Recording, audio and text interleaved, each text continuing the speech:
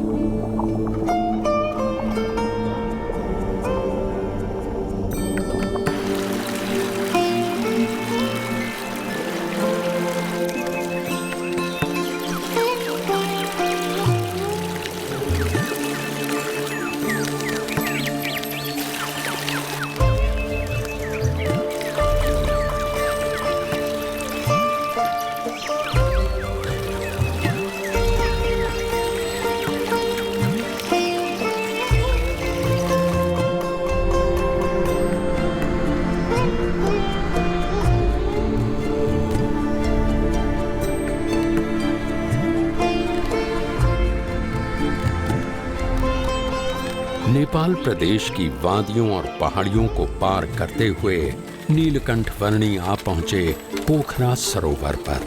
नरतनु है नैया केवट हरि नाम, संतन संग प्रभु भजो मिले परम धाम। नरतनु है नैया केवट हरि नाम, संतन संग प्रभु भजो मिले परम धाम। पोखरा की सेती गंगा नदी में स्नान कर उसे पावन करके नीलकंठ वर्णी आगे बढ़ चले। मध्य में सूर्य रहता है और उस सूर्य के चारों ओर अलग अलग ग्रह परिभ्रमण करते रहते हैं। कई नगरों, पहाड़ों और वनों को पार करते हुए नीलकंठ वर्णी आ पहुंचे धार्मिक स्मारकों के लिए प्रख्यात नगर काठमांडू में।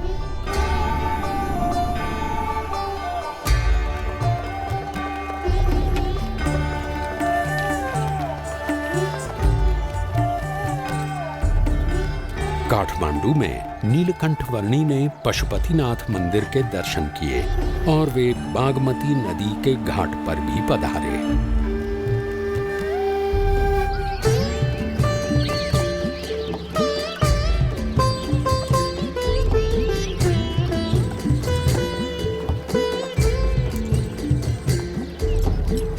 वैभवी नगरी काठमांडू के कई स्थानों पर होते हुए कुछ साधु संतों के समुदाय के साथ नीलकंठ वर्णी वहां के राजा के महल में आ पहुंचे।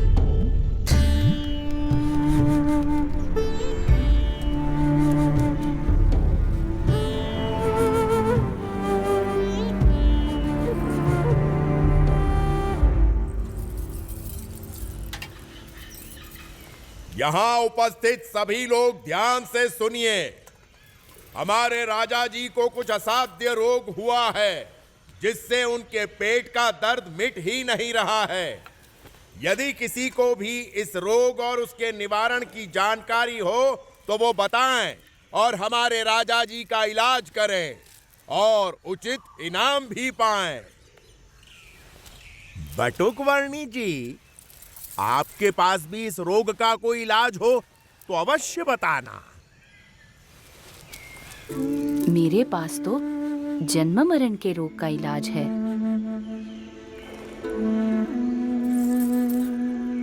सोच समझकर बोलना बालक।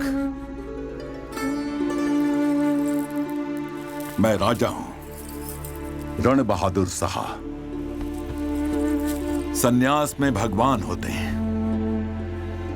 ये सोचकर मैं साधु संतों और सन्यासियों को मेरे रोग का इलाज करने के लिए बुलाता हूं, और मेरा इलाज करने की बात करके जो इलाज नहीं कर पाता, ऐसे हर एक हकीम, वैद्य, साधु, संत, सन्यासी सबको मैं जीवन भर के लिए बंदी बनाकर सजा देता हूं।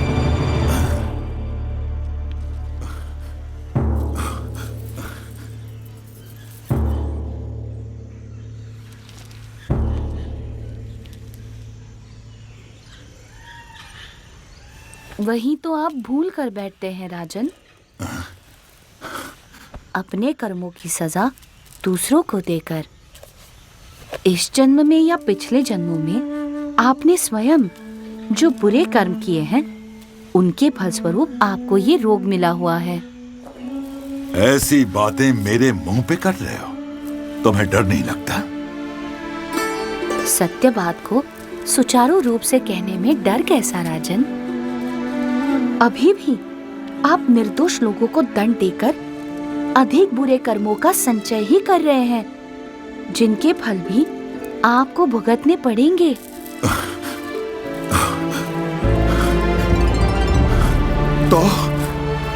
तो मैं क्या करूं?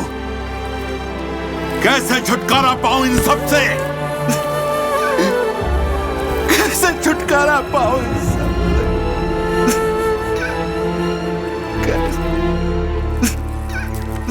जो भी दुख आए उसे अपना प्रारब्ध और अपने कर्मों का फल समझकर और परमात्मा की इच्छा समझकर अपना लो। अपनी भूलों का पश्चाताप करके और परमात्मा को प्रार्थना करके प्रायश्चित करने से दुख का निवारण हो सकता है। परमात्मा को तो मैं नहीं जानता, पर मैं आपसे प्रार्थना करता हूं कि आप मुझे इन दुखों से उबार लें। आप जो कहेंगे वो मैं करूंगा।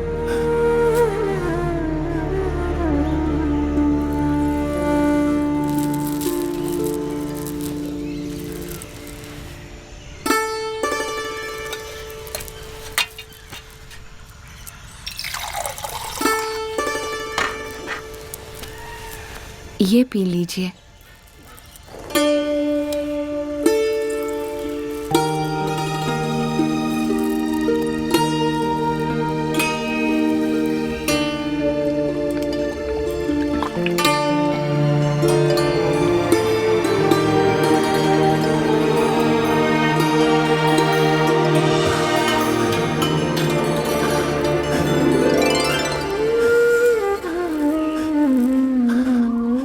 ऐसी राहत की अनुभूति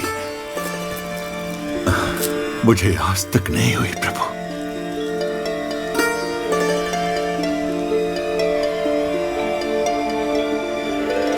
बताइए, मैं आपके लिए क्या कर सकता हूं?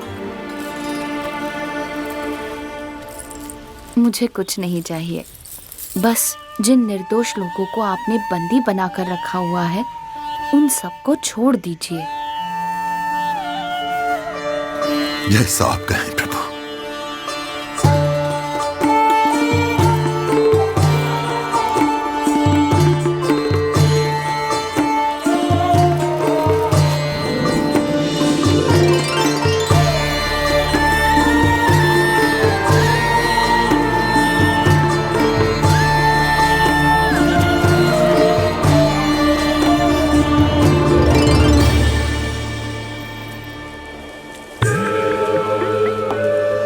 काठमांडू से आगे उत्तरी नेपाल प्रदेश में यात्रा करते हुए नीलकंठ वर्णी ने तिब्बत प्रदेश एवं चीन प्रदेश की ओर दृष्टि की और वहां से पूर्व दिशा में आगे बढ़ते हुए वे वराह तीर्थ आ पहुंचे। जीवन भर सदाचार पूर्वक सेवा के अच्छे कार्य करते रहना वह अच्छी बात है, परंतु वह आत्यंतिक मोक्ष के लिए पर्याप्त नहीं है। मोक्ष के लिए तो सच्चे ब्रह्म स्वरूप गुरु से सनातन मूल्यों का ज्ञान पाकर उसे अपनाना होगा। ओम गंगे च यमुने चैव गोदावरी सरस्वती नर्मदे सिंधु कावेरी जलेस्मिन् सन्निधिं कुरु।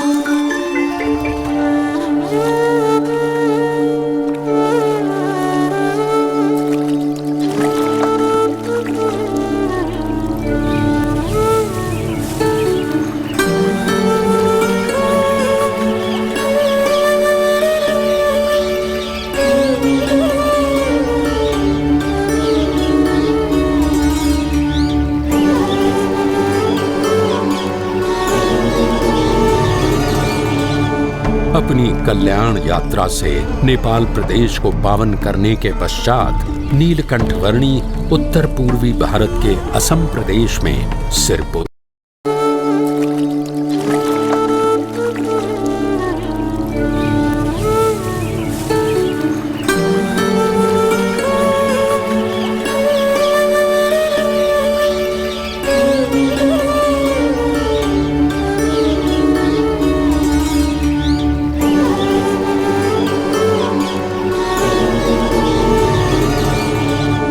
अपनी कल्याण यात्रा से नेपाल प्रदेश को पावन करने के पश्चात नीलकंठ वर्णी उत्तर पूर्वी भारत के असम प्रदेश में सिरपुर, परशुराम कुंड आदि स्थानों में पधारे और वहां से आगे असम प्रदेश में नीलकंठ वर्णी के स्वागत के लिए मानो ब्रह्मपुत्र नदी के नीर तत्पर थे।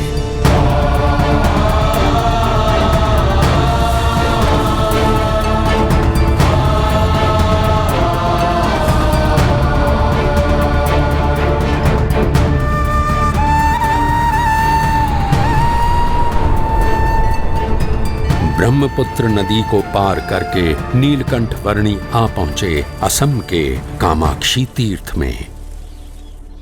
इस दुर्लभ मनुष्य जन्म का ध्येय है परम सत्य की प्राप्ति।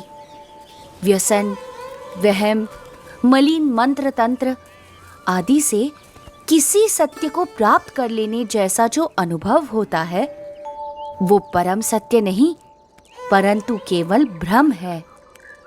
परम सत्य तो केवल एक ही है जो जन्म मरण के चक्कर से मुक्त करके आत्यंतिक मोक्ष प्राप्त करवाता है।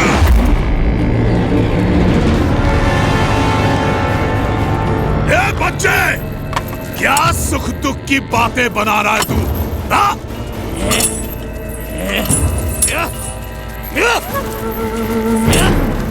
अरे यहाँ मेरे साम्राज्य में सबके लिए केवल एक ही वस्तु प्राप्त है और वो है सुख, सुख और सुख। समझा तू? सुख या सुख का भ्रम?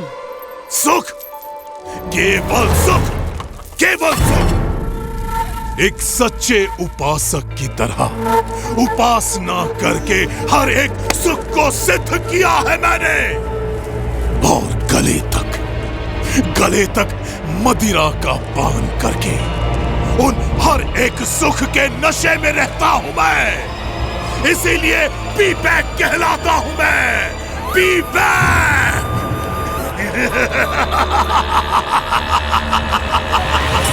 P back. अपने प्रपंच से लोगों को डरा धमकाकर स्वयं सुखी रहना वो सिद्धि नहीं परंतु विकृति है विवेक। अपनी सिद्धियों का उपयोग सबके सुख के लिए करना चाहिए, दुख के लिए नहीं। अरे वाह, ये छोटे गुरुजी तो ज्ञानोपदेश भी देते हैं। महाज्ञानी है गुरुजी। पर अभी गुरुजी को पता चल जाएगा कि मेरी शक्तियों के सामने उनका ज्ञान कैसे हवा में फुर्र हो जाता है।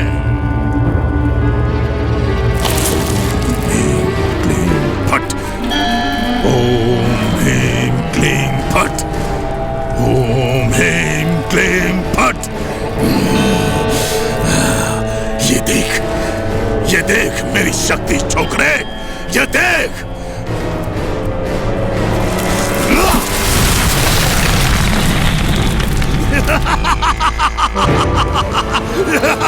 देखा?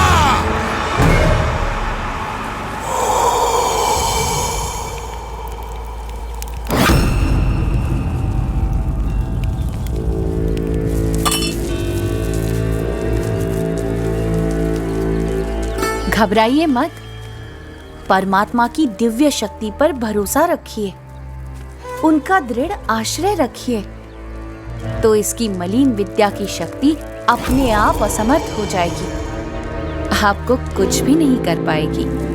ए छोकरे, मेरे शिष्यों को मेरे ही विरुद्ध भड़का रहा है तू?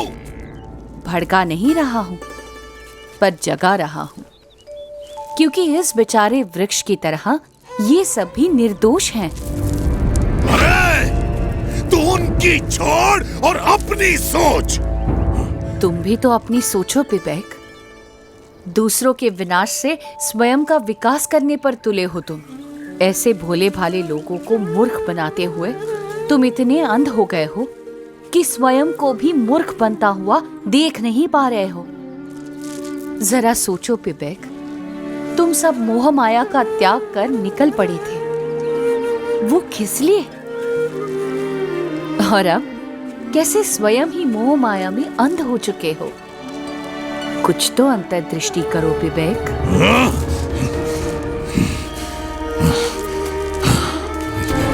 इसे कैसे पता? वैसे मेरी भूल तो है, लेकिन नहीं, ये बकवास कर रहा है।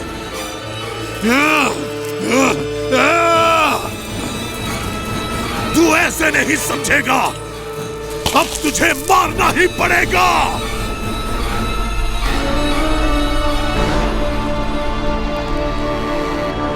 परमात्मा की काल शक्ति के सिवा कोई किसी को मार नहीं सकता। अरे तुझे मारने के लिए तो मेरी शक्ति ही काफी है।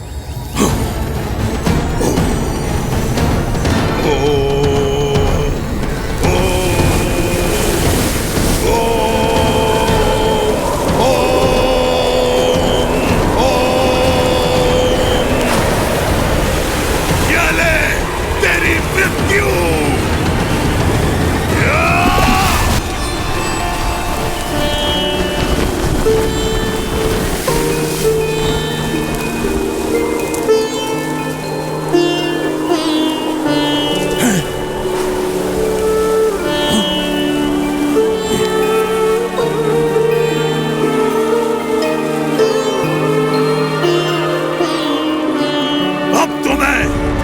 मेरी परम शक्तियों का आह्वान करूंगा और तुझे मार के ही दम लूंगा।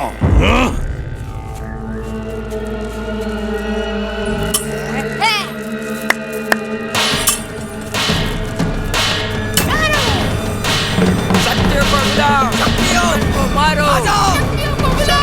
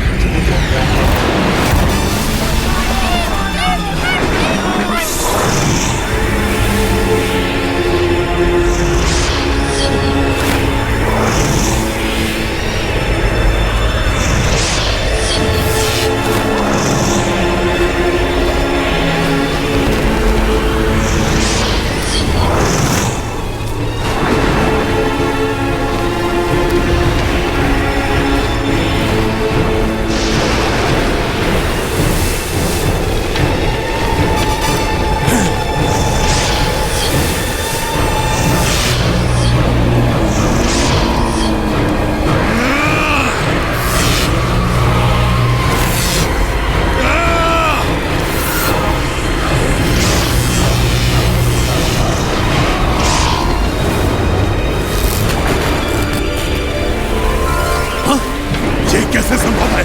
ओम ह्रीं क्लीं फट, ओम ह्रीं क्लीं फट।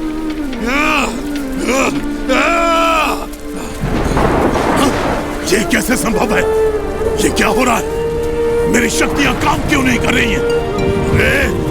अरे अरे अगर यहां से नहीं हो रहा है तो वहां से मारो। अपनी सारी शक्ति लगा दो पर इसे खत्म कर दो। ये कैसे संभव है?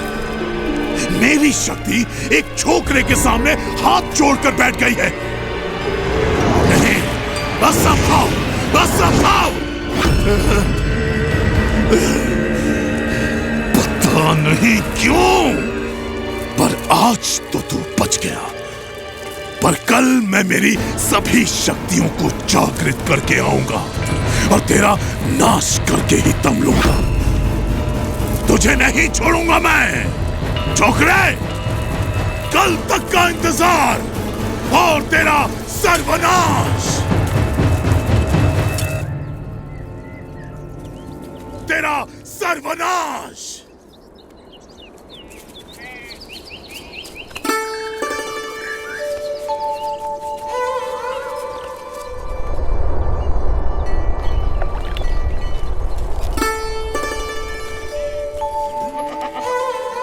धर्म का आचरण छोड़कर अधर्म का आचरण करने के लिए बहाने तो 1000 मिल जाते हैं, पर यदि दृढ़ता से धर्म के मार्ग पर चलते रहेंगे तो माइक आकर्षणों पर गिरने से बच जाएंगे, अधर्म से बच जाएंगे।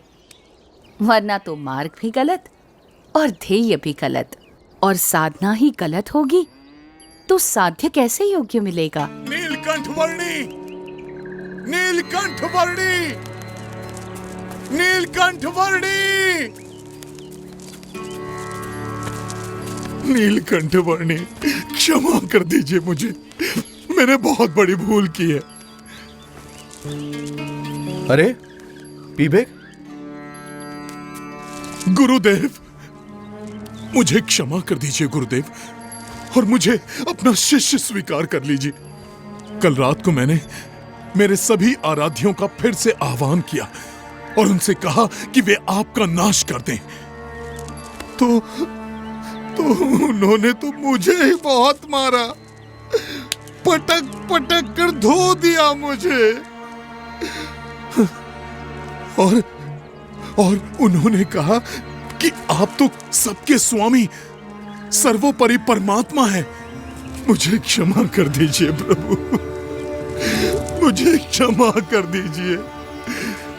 सच्चे गुरु के बिना कोई भी साधक इधर उधर भटक ही जाता है। मैं भी भटक गया था। कोई बात नहीं विवेक, मार्ग से भटक जाने का अर्थ हमेशा ध्येय से भटक जाना ही नहीं होता। तुम्हारे पूर्व जन्मों की भूलों को तुम अज्ञान के कारण भूल गए हो, वैसे ही इस जन्म की भूलों को ज्ञान से भुला दो और अभी से एक अच्छे जीवन की शुरुआत कर दो। जी गुरुदेव, गुरुदेव, मैंने बहुत भूल की है। अब आप ही मेरा मार्गदर्शन कीजिए। जरूर विवेक, गुरु तो सही मार्ग दिखाने का प्रयास करता ही है, पर उस मार्ग पर चलना वो तो साधक का ही काम है। बस अब तुम एक सच्चे साधक को शोभा दे वैसा जीवन जियो। शुद्ध धर्म, शुद्ध आचरण, शुद्ध भक्ति भाव, यथार्थ ज्ञान आदि को अपनाकर परमात्मा की ओर कदम बढ़ाते चलो, तो वो भी तुम्हारी ओर आते चलेंगे। तुम्हारे पुराने संसार की रचना तुम ही ने की थी और तुम्हारे नए संसार की रचना भी तुम ही करो।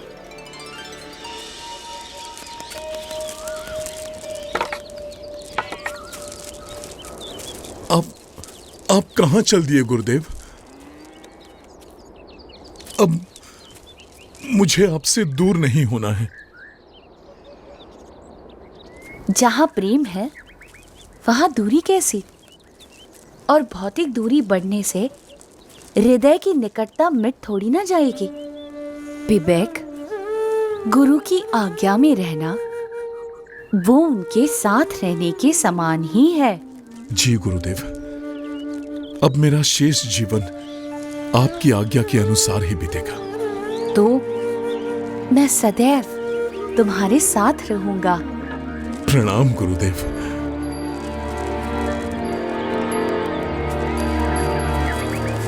प्रणाम नीलकंठ वर्णी। सच्चे गुरु की सच्ची संगति और उस संगति से आत्यंतिक मोक्ष की प्राप्ति, साक्षात परमात्मा की प्राप्ति, परम कल्याण के इस परम संदेश को फैलाने के लिए अपने अगले पड़ावों की ओर नीलकंठ वर्णी आगे बढ़ चले, असम के घने वनों से होते हुए।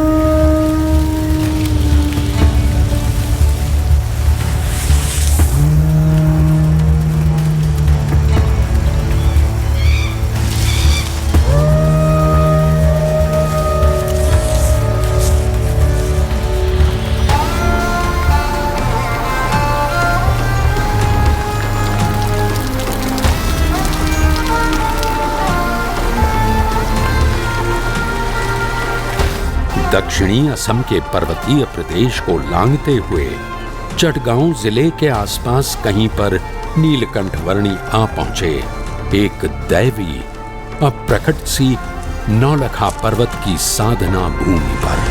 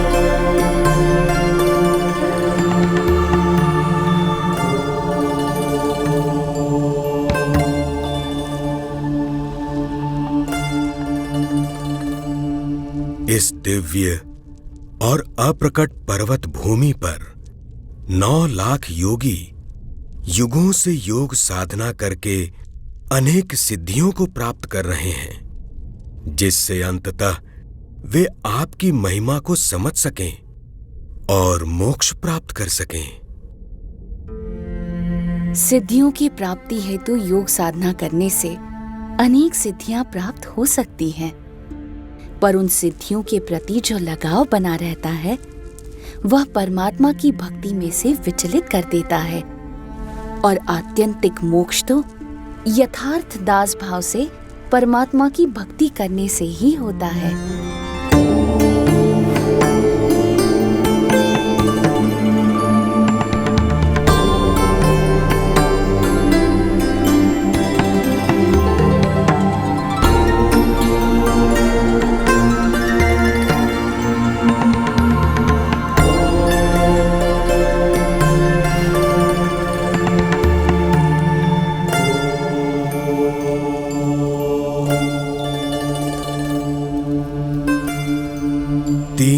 के आपके प्रत्यक्ष योग से हमारा अज्ञान नाश हो रहा है।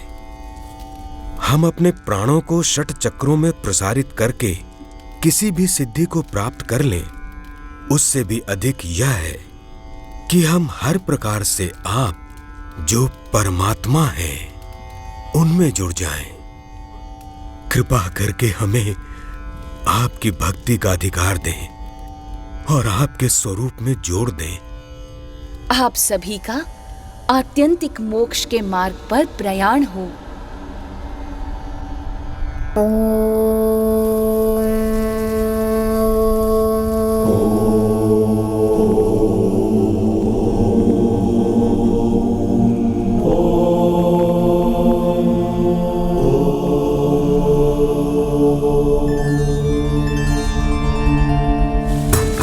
नौलखा पर्वत के 9 लाख योगियों को कल्याण प्रदान करके अपनी कल्याण यात्रा को नीलकंठ वर्णी ने बंगाल प्रदेश में आगे बढ़ाया और बंगाल में बालवा कुंड आ पहुंचे।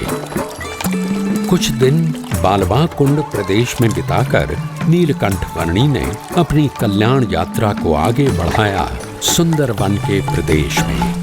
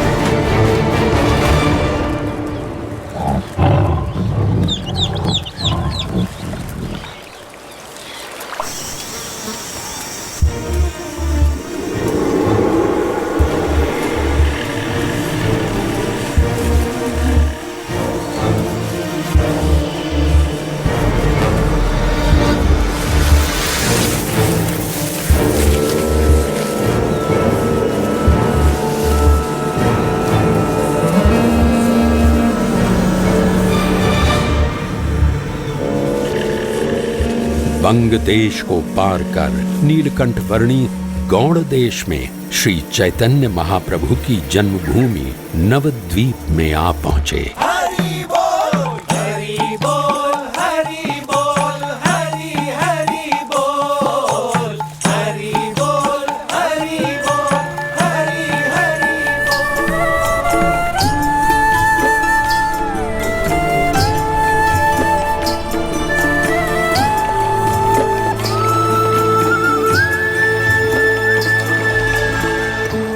गंगा और सागर का जहां मिलन होता है, उस पवित्र तीर्थ गंगा सागर की ओर नीलकंठ वर्णी बढ़ चले।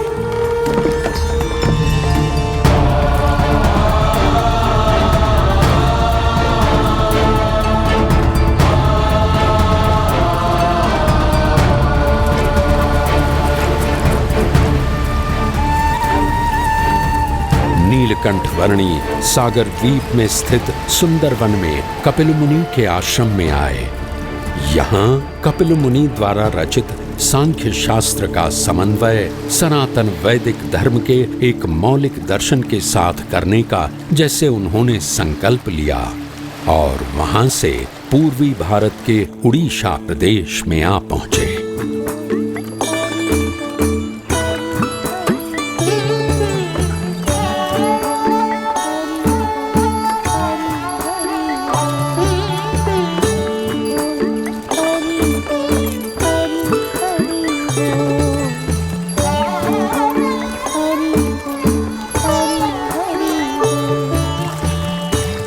इस उड़ीसा प्रदेश के एक छोटे से गांव में मानो कोई नीलकंठ वर्णी की प्रतीक्षा में था।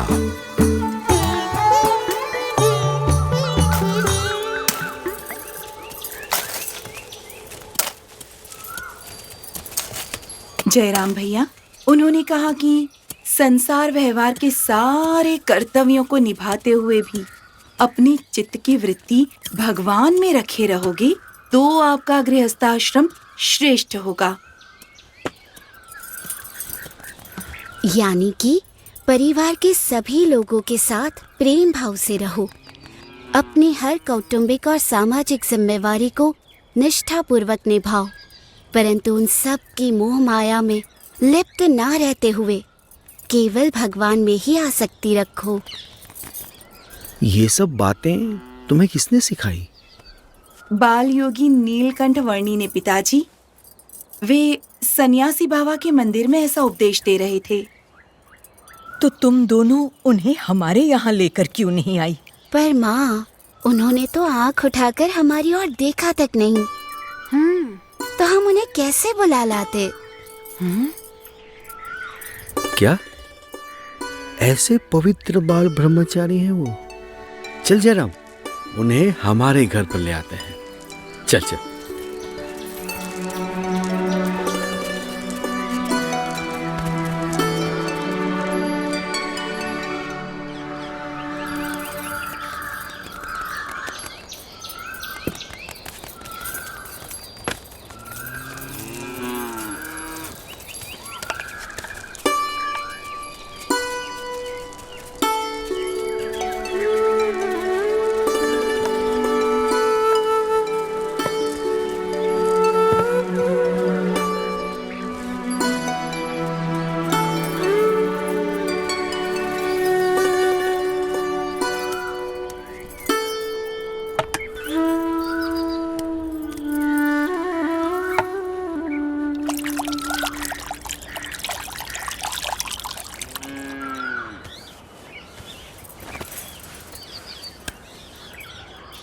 ये कमल ककड़ी लीजिए, ताजी हैं।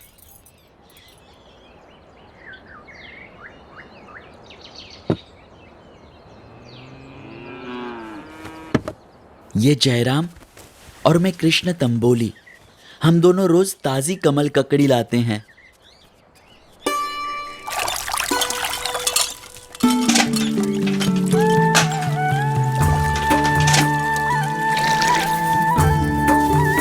दैनिक दिनचर्या में व्यस्त रहते हुए भी प्रभु भक्ति में लीन रहा जा सकता है और ऐसे निरंतर भक्ति करने से बुद्धि शुद्ध होती है। कलो कीर्तनात्, कली युग में भजन भक्ति से भगवान का सानिध्य मिलता है।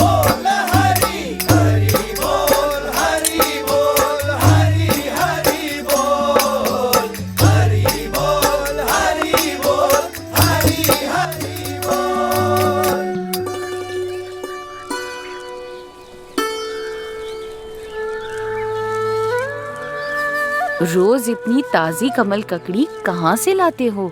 क्या मुझे भी उस जगह ले चलोगे? हाँ, आज शाम को ही चलेंगे। आपको हमारे साथ बड़ा मजा आएगा।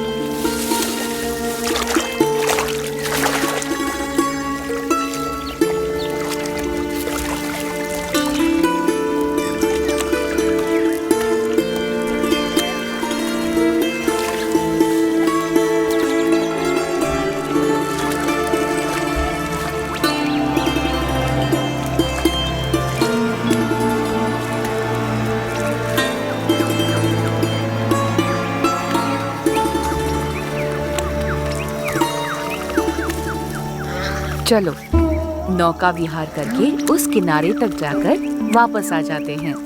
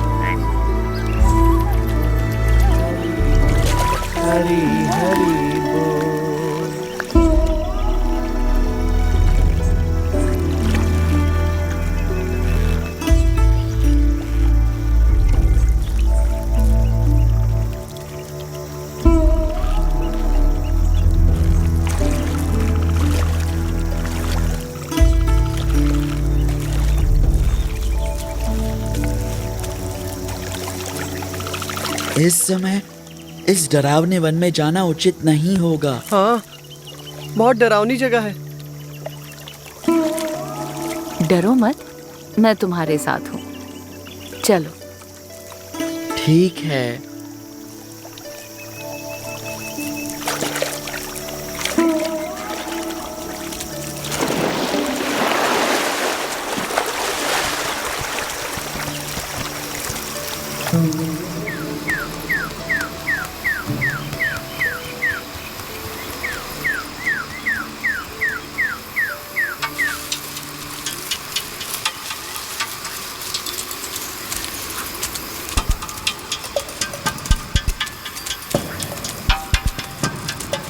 समझ में नहीं आ रहा कि आप कर क्या रहे हैं नीलकंठवर्णी, और हमें कहाँ ले जा रहे हैं।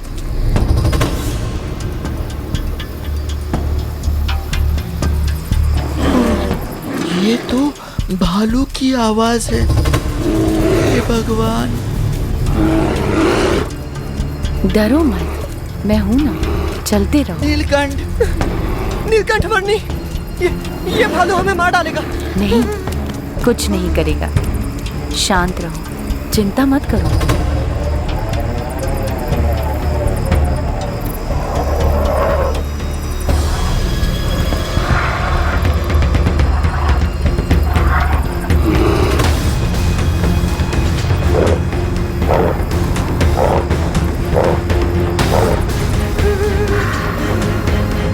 ये तो हमारी मस्ती कर रहा है।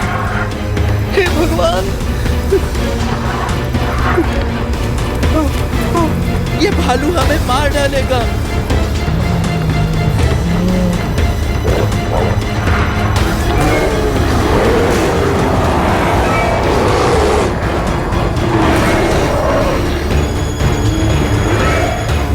शांत हो जाओ।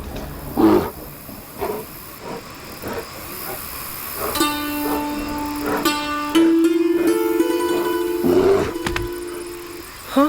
हाँ? ये कैसे हो सकता है? हाँ? चिंतित मत रहो, तुम्हारा कल्याण अवश्य होगा। हाँ? हाँ? अब जाओ।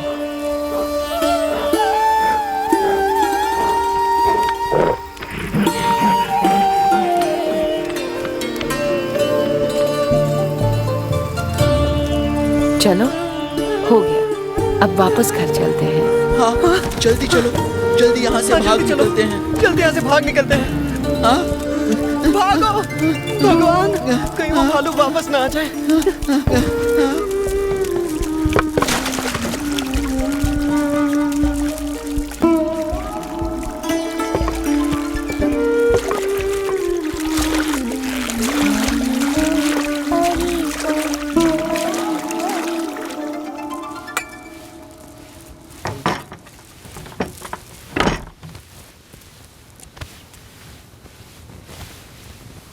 अच्छा, तो आपको पता था कि वो भालू वहां था?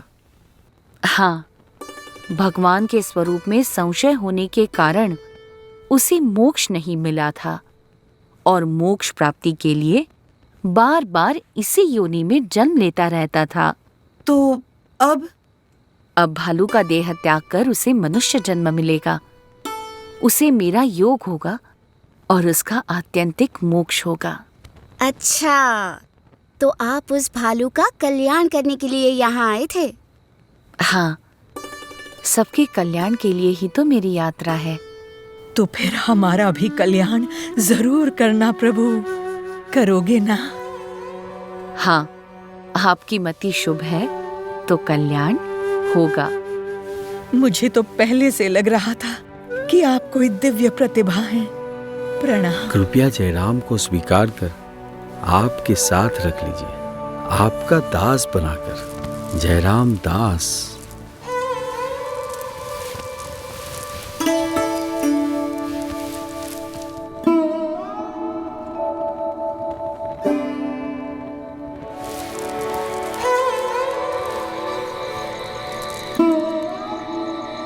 कुछ मुमुक्षुओं को कल्याण के मार्ग पर प्रेरित करने के पश्चात भी उनके साथ ही बस जाना वो नीलकंठवर्णी की शैली नहीं थी, क्योंकि उनका लक्ष्य था अनंत मुमुक्षुओं के कल्याण के लिए अपनी कल्याण यात्रा को आगे बढ़ाते ही रहना।